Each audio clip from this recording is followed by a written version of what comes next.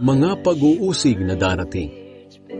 Tandaan ninyo, tulad kayo ng mga tupang sinugo ko sa mga lobo, kaya maging matalino kayo gaya ng mga ahas, at kasing amo ng mga kalapati. Mag-ingat kayo sa mga tao, dahil dadakpin nila kayo at dadalhin sa hukuman, at hahagupitin nila kayo sa kanilang mga sambahan. Iimbestigahan kayo sa harap ng mga gobernador at mga hari dahil sa pagsunod ninyo sa akin.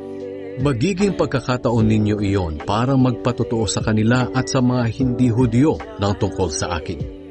At kapag dinala kayo sa hukuman, huwag kayong mag-alala kung ano ang sasabihin ninyo o kung paano kayo sasagot, dahil ibibigay ng Diyos sa inyo sa sandaling iyon ang sasabihin ninyo.